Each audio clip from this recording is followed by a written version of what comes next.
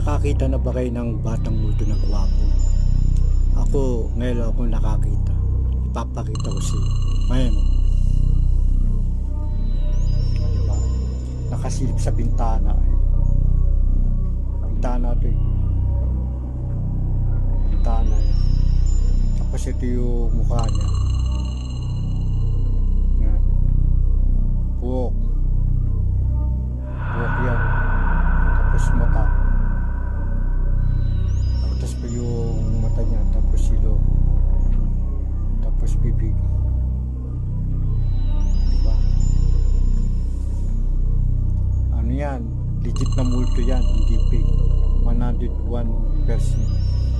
Multo talaga yan. Bata.